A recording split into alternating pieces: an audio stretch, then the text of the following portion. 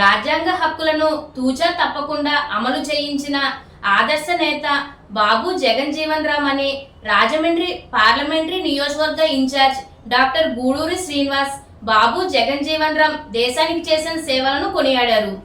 ఈ సందర్భంగా స్థానిక 31వ division in charge Katam Priyanka, YSRCP SC cell రాష్ట్ర అధికార ప్రతినిధి కాటం రజనీకాంత్ ఆధ్వర్యంలో డాక్టర్ బాబు జగజ్జీవన్ రామ్ 118వ జయంతి కార్యక్రమం ఘనంగా జరిగింది.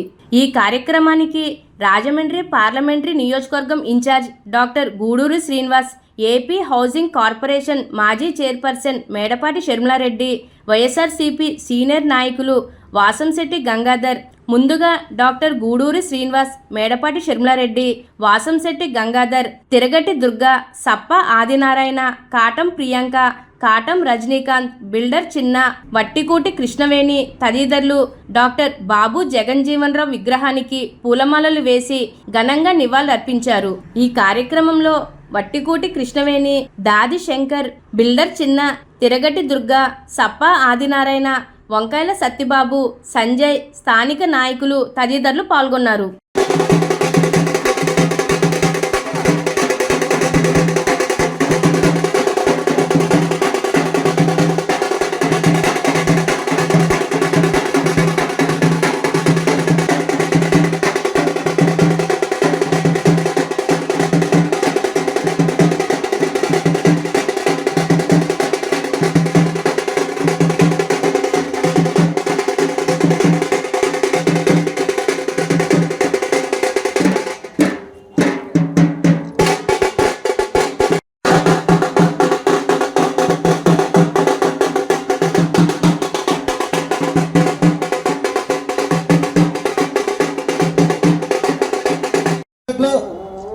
మరి కాటం ప్రియాంక గారు పిలుపు మేరకు గౌరవనీయులు పెద్దలు గూడూరు శ్రీనివాసరావు గారు, మరో పెద్దలు గౌరవనీయులు మేడపాటి షర్మిలారెడ్డి గారు, వాసంశెట్టి గంగాధర్ గారు, మరి అదేవిధంగా తిరగటి దుర్గ గారు, బిల్డర్ చిన్న గారు, సప్ప ఆదినారాయణ గారు, అదేవిధంగా శంకర్ గారు, దారా చంటిబాబు గారు, మరి అదేవిధంగా బోలెంత మంది పిలవగారు మేము వచ్చినందుకు ధన్యవాదాలు.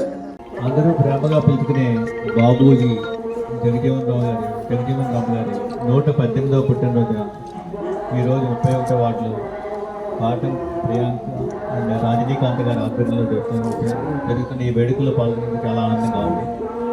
జగజ్జీవన్ రామ్ గారు 1808లో ఒక సామాన్య కుటుంబంలో పుట్టి బనారస్ హిందూ యూనివర్సిటీలోను, కలకట్టా యూనివర్సిటీలోను చదివి అత్యున్నత విద్యను అభ్యసించి అనేక రికార్డులు నెలకొల్పిన వ్యక్తి జగజ్జీవన్ రామ్ గారు. 30 ఏళ్ల పాటు కేబినెట్ మంత్రిగా పనిచేసిన ఏకైక వ్యక్తి దేశంలో ఎవరన్నా ఉన్నారు అంటే అది జగజ్జీవన్ రామ్ గారు మాత్రమే. ఆయన వ్యవసాయ మంత్రిగా చేసి అనేక యూనివర్సిటీలో స్నాతకోత్సవాల్లో ప్రసంగిస్తూ ఆధునిక వ్యవసాయ పద్ధతుల్ని దేశం అంతా కూడా విస్తరింపజేసిన వ్యక్తి జగజ్జీవన్ రామ్ గారు.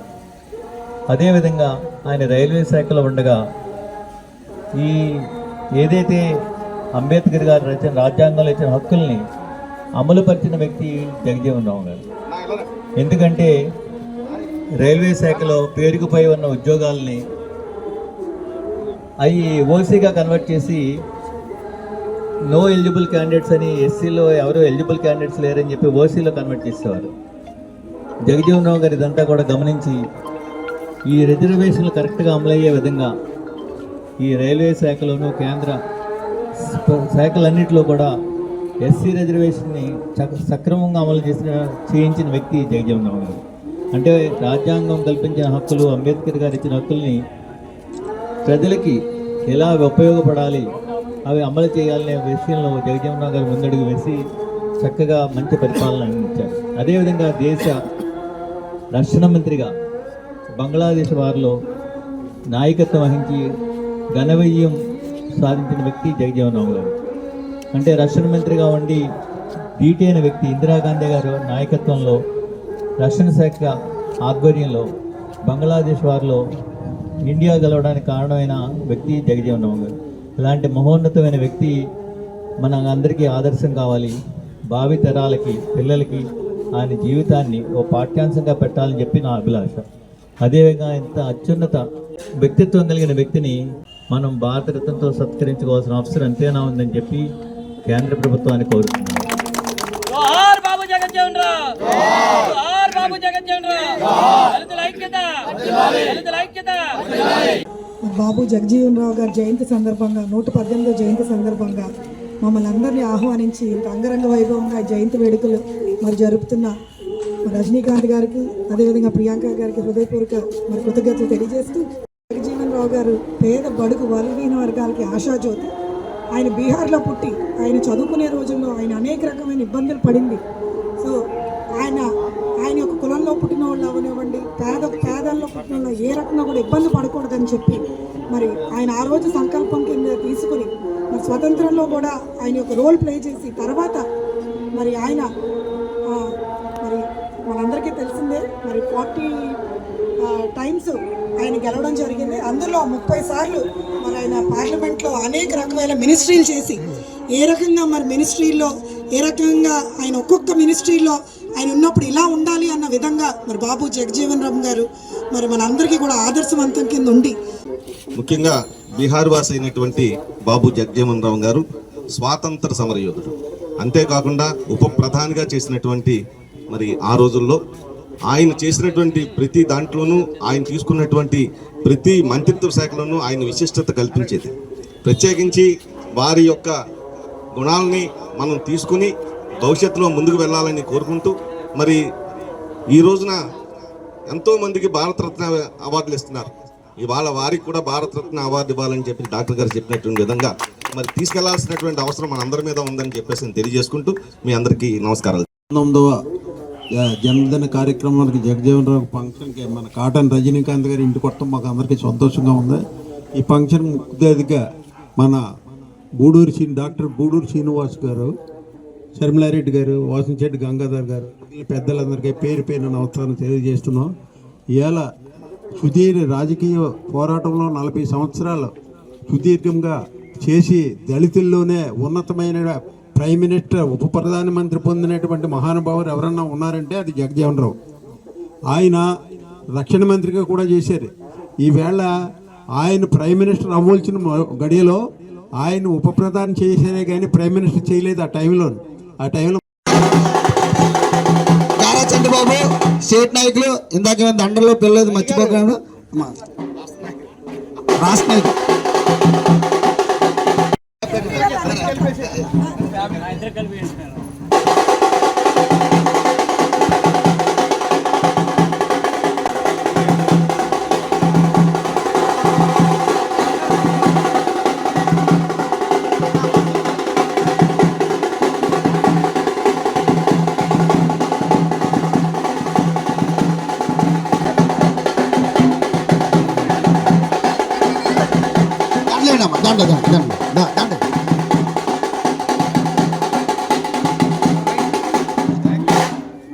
దాసి వెంకటరావు గారిని కూడా పెద్దలు మరి దళిత నాయకులు పెద్దోడు మాకున్న ఏకైక ముఖ్య అతిథి దాసి వెంకటరావు గారిని కూడా సన్మానించుకోవచ్చున్నాం.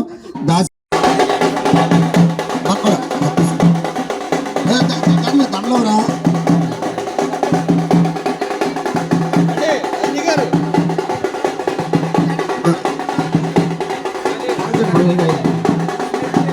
గారా చంద్రబాబు గారు దండేస్తారు.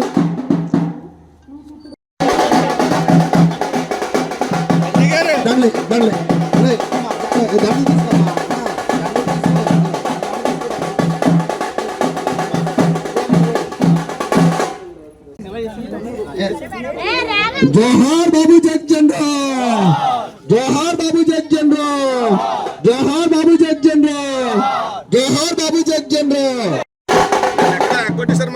ఇప్పుడు మన పార్టీ నాయకులు గూడూరు శ్రీనివాస గారి చేతుల మీదుగా మన కాటం రజనీకాంత్ గారి వారి దంపతులకు సన్మానం చేయడం జరుగుతుంది.